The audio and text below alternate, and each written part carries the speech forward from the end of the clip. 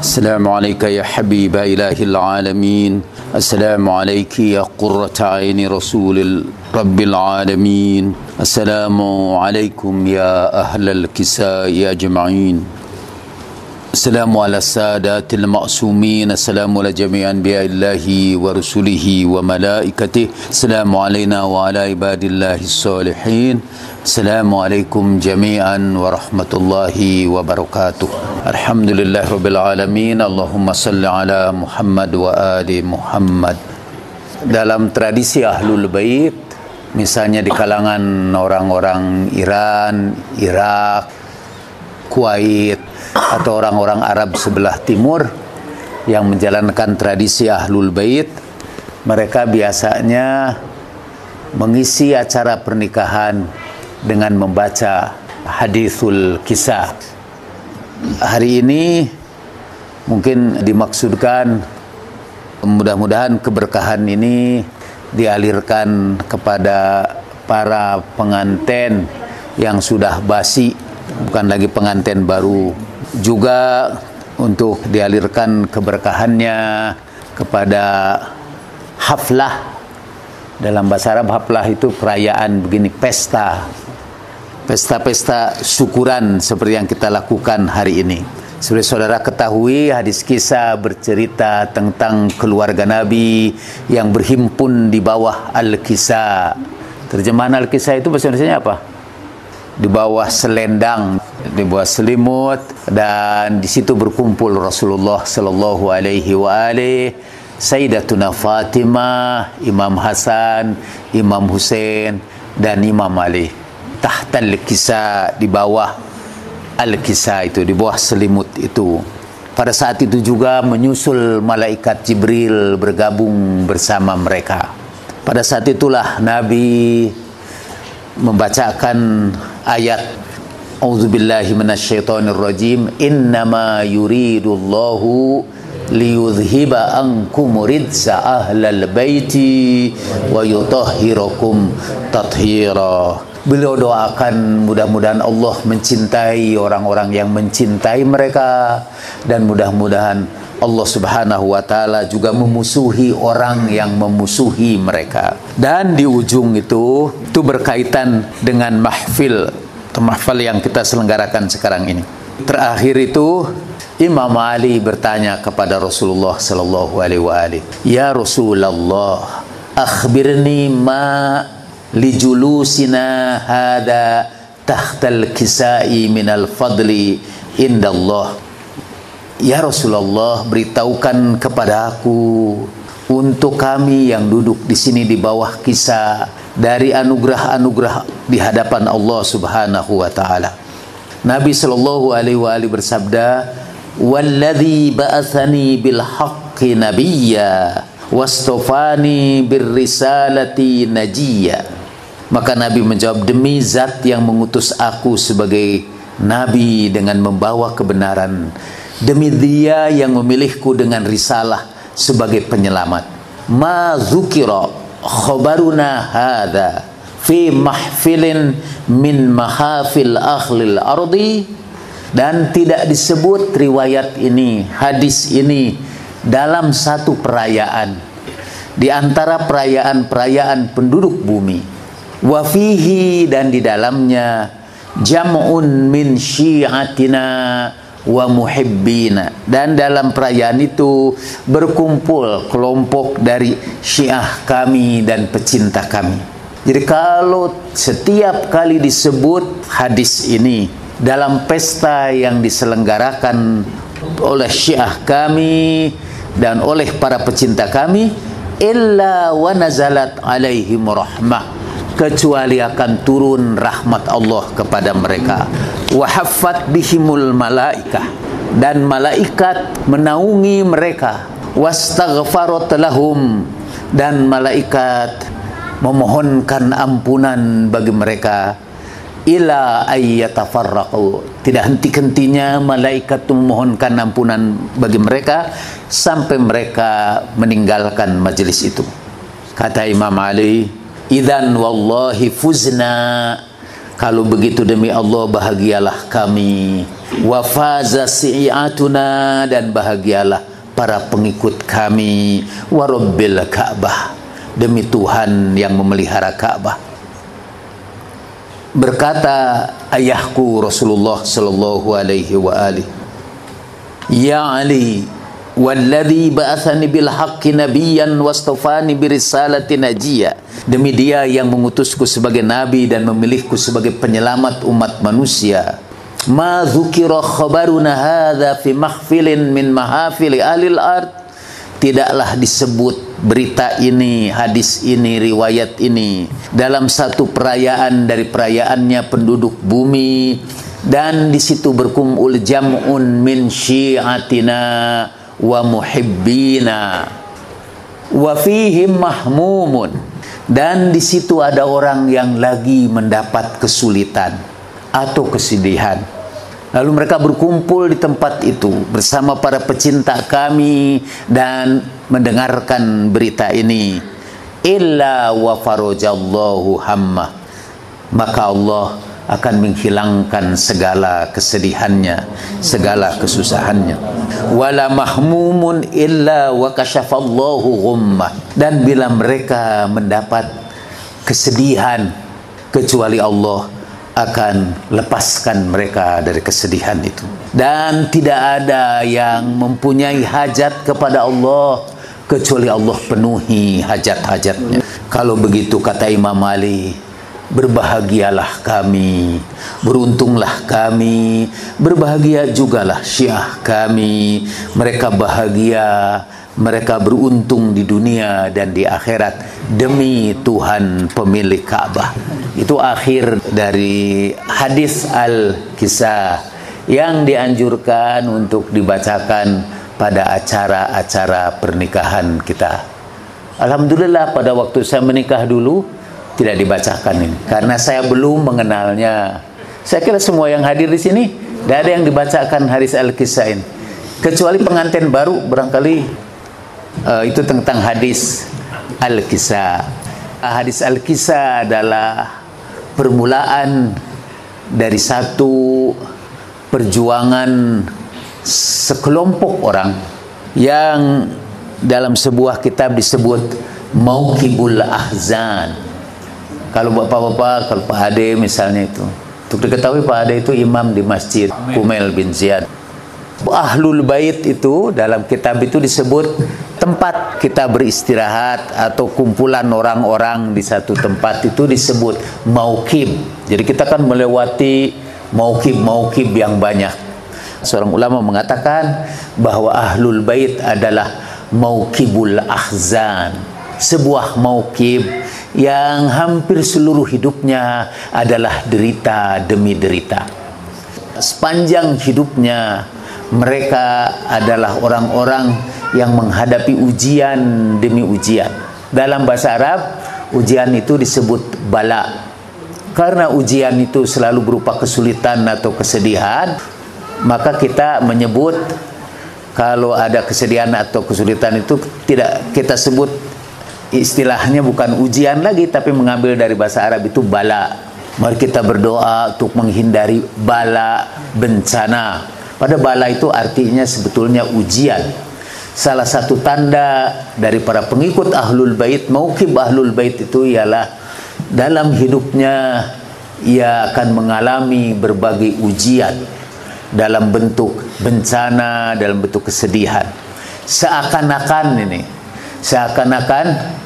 mengingat bahwa Ahlul Bait beserta para pengikutnya sepanjang sejarah itu dirundung tidak henti-hentinya hazinan, mahmuman, maghmuman.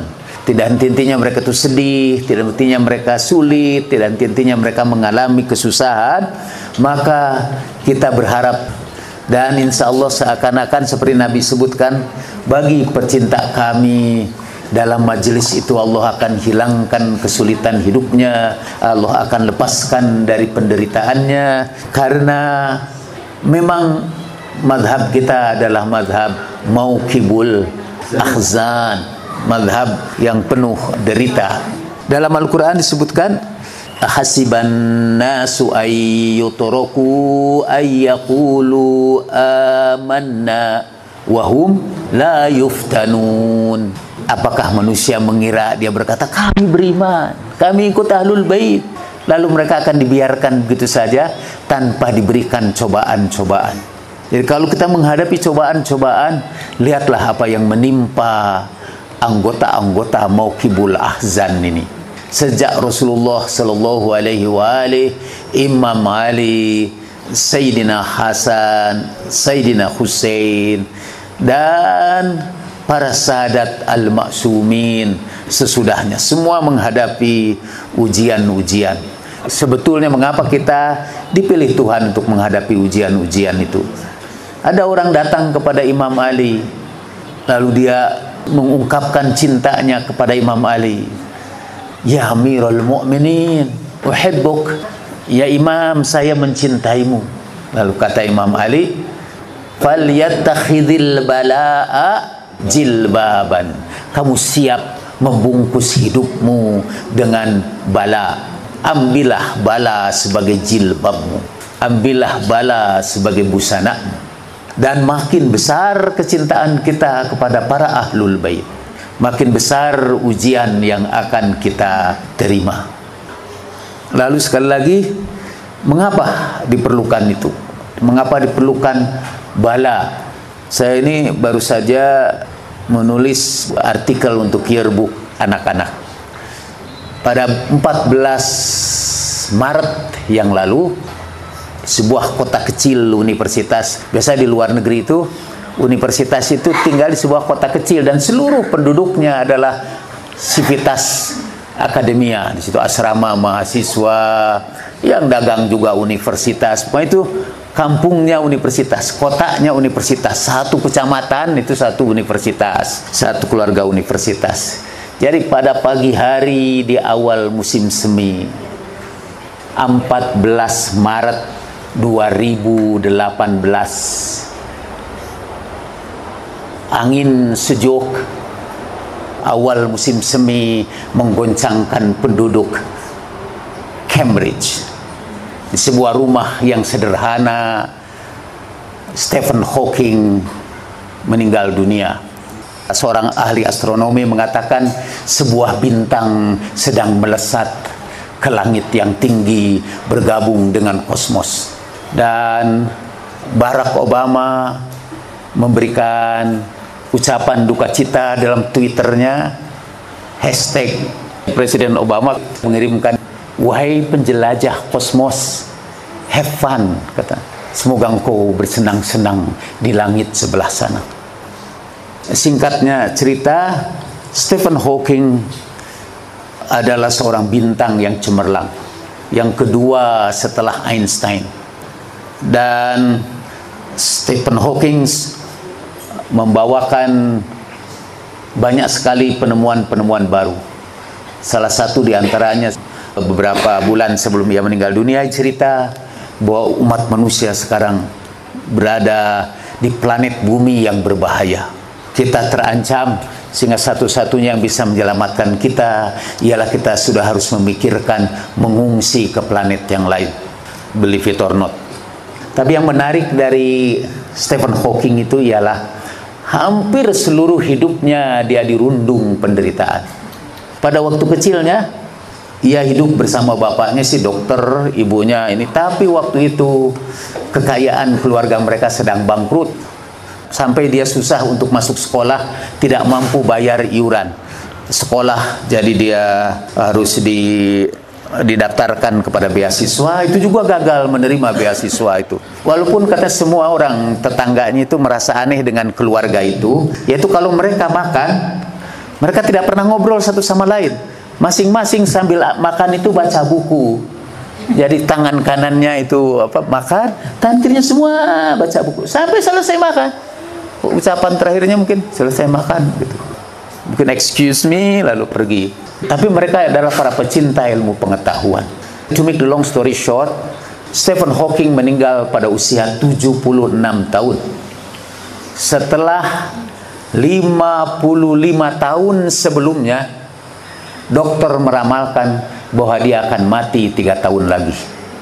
Jadi pada usia 21 tahun, ia diserang oleh penyakit saraf yang disebut motor neuron atau ALS, yaitu yang membuat otot kepalanya tidak bisa bergerak, tangan kanannya juga tidak bisa bergerak, kakinya lumpuh, dan dia diserang lagi oleh sejenis penyakit yang waktu itu di satu tempat, kata dokternya ditawarkan, ini bukan lagi 50-50, katanya 75-25 lah. 75-nya mati, 25-nya hidup. Kalaupun hidup, ia tidak akan bisa bicara karena operasi itu. Dan betul, akhirnya Stephen Hawking memilih untuk dioperasi dengan risiko kematian. Tapi setelah operasinya berhasil, dia kemudian sembuh, tapi dia tidak bisa bicara lagi. Dan dengan segala penderitaan itu, kata dokter, kamu bakal mati 3 tahun lagi. Bukannya dia depresi, bukannya dia putus asa, dia kawin. Kemudian dia kawin dan dianugerahi 2 orang anak. Sayang perkawinannya itu juga tidak bahagia. Kemudian dia berganti lagi dengan perawatnya. Perawatnya pernah dilaporkan ke polisi karena abuse suaminya, disiksa, pukuli, KDRT pada Stephen Hawking. Akhirnya selamat, dan ternyata dia hidup setengah abad lagi sesudah itu. Dia keliling dunia, dia menerbitkan bukunya The Brief History of Time, yang menjadi buku ilmiah yang paling populer di dunia ini. Karena banyak orang memilikinya, tapi tidak membacanya karena terlalu sulit. Saya termasuk yang memiliki buku itu, tidak pernah tamat, nggak ngerti. Tapi ya pokoknya buku itu bestseller karena dibeli oleh banyak orang. Dan salah satu di antaranya ialah kalau dia memberikan kuliah, sekarang kuliahnya pakai komputer itu, karena suaranya sudah tidak ada lagi, jadi dia pakai suara synthesizer, voice, suara mesinnya yang ngomong. Dia mempengaruhi sekian banyak orang. Emang sekali lagi hidupnya dirundung malang, tapi katanya dia, saya sudah divonis mau mati, dan maut selalu membayang-bayangi kehidupan saya. Setiap tahunan katanya dia diserang penyakit yang sama yang membuat dia sesak napas, dan dia hampir-hampir mati kalau tidak ada perawat yang menyelamatkannya. Dan pada yang terakhir itu penyakit yang sama menyerang dia, mungkin nggak ada perawatnya lagi, karena dia sudah cerai juga dengan istrinya yang kedua, yang tadi dianggap abuse suaminya, tapi kemudian dibebaskan dia dari tuntutan karena Stephen Hawking yang mengatakan, enggak, saya tidak pernah mendapat abuse itu, sehingga akhirnya dibebaskan. Sampai sekarang apa betul atau tidak, ini kita tidak tahu. Kalau saya melihatnya kayaknya betul. Tapi di tengah-tengah penderitaan seperti itu, padahal dia seorang selebriti dalam sains, dia masih memiliki kekuatan yang paling besar, yaitu memaafkan orang yang menyakiti hatinya. Itu menurut narasi saya saja. Karena sampai sekarang misterius apa betul tuduhan itu. Tapi kan kata orang, tidak mungkin ada asap kalau tidak ada api. Masa orang datang ke pengadilan mengajukan si perempuan itu sebagai abuser dan kemudian akhirnya dibebaskan karena menurut ini Stephen Hawking, dia tidak melakukan apa-apa bagiku. Sekedar tambahan, itu Einstein, orang pinter yang pertama itu tadi, juga tidak pernah bahagia hidupnya. Dia gagal dalam hubungan interpersonal, dia gagal dalam kehidupan keluarganya. Jadi kalau ada orang yang rada pinter dan keluarganya bertahan sampai 46 tahun, itu mungkin karena ada satu kekuatan, yaitu kekuatan memaafkan. Dalam keluarga, modal utama dalam kehidupan keluarga ialah kemampuan kita untuk saling memaafkan. Di dalam yearbook itu saya menutup dengan judulnya Fortis Fortuna Adiuvat, bahwa keberuntungan akan memihak orang-orang yang sabar, orang-orang yang tabah. Nanti Bapak mungkin sebentar lagi Bapak akan melihat di Mutahari puluhan orang-orang dewasa memakai baju. Di belakang bajunya itu ada tulisan Fortis Fortuna Adjuvant. Bukan untuk mengenang Stephen Hawking. Dan yang memakai itu guru-guru Mutahari. Yang bukan guru tidak bakal punya kaos itu kecuali membeli dengan harga berlipat ganda. Fortis Fortuna Adjuvant. Dan sekali lagi hidup dengan tabah menghadapi penderitaan adalah melanjutkan khittah sunnah nabawiyah, sunnah ahlul bait alaihimus salatu wassalam. Karena ahlul bait adalah mauqibul lahzan. Tapi kalau disebut derita itu hanya karena orang lain lah. Buku Meraih Kebahagiaan, kalau kesenangan itu bukan pilihan kita, tapi kalau happiness itu pilihan kita. Jadi kita bisa dirundung penderitaan tapi tetap bahagia. Tidak ada rasa takut dan tidak ada rasa sedih. Buat orang lain itu kok dirundung kesedihan terus-menerus. Tapi buat mereka itu kebahagiaan.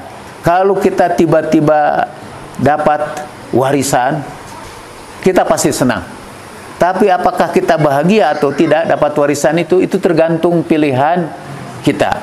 Tidak akan kita lanjutkan pembicaraan itu. Tapi buat ahlul bait dan para aulia Allah, musibah demi musibah yang menimpa mereka bukan kesedihan, tidak juga memberikan ketakutan kepada mereka. In aulia Allah la khaufun alaihim wala hum yahzanun. Sungguhnya para wali Allah itu tidak ada rasa takut bagi mereka dan tidak juga mereka berduka cita. Mereka boleh jadi menderita tapi tidak berduka cita, ya. Karena kata Al-Quran, la khaufun alaihim walahum yahzanun. Sekarang sih ada orang begini aja, kalau ada menderita itu juga dia bilang EGP-in aja deh, katanya. Emang gua pikirin, sambil terus dipikirin. Nggak bisa kita meng-EGP-kan musibah itu. Kita hanya bisa mensyukuri musibah itu kalau kita punya keyakinan bahwa musibah itu diberikan kepada orang-orang yang dipilih Allah Subhanahu wa ta'ala. Kepada mereka terutama yang ingin membuktikan cinta mereka yang tulus kepada Allah, Rasulnya, dan ahlul baitnya. Itu ujian cinta. Sampai yang saya ingat dari Buya Hamka setelah ia meninggal dunia, itu kutipannya, al-mautu ayatu al-hubbis shadiq. Kematian adalah tanda dari kecintaan yang tulus. Mereka yang menggabungkan antara kematian dengan cinta, kata orang Jerman, itu disebut Todesliebe, yaitu peristiwa-peristiwa orang yang nanti memilih kematiannya dalam senyuman cinta kepada orang-orang yang dicintainya. Bagi kita ahlul bait salamullahi alaihim ajmain, menurut para imam, orang-orang ahlul bait itu akan meninggal dengan dijemput oleh orang-orang yang mereka cintai, yaitu mereka akan dijemput Rasulullah sallallahu alaihi wa alihi, dan akan dijemput Imam Ali, Imam Hasan, Imam Husain, Sayyidatuna Fatimah, ahlul kisah.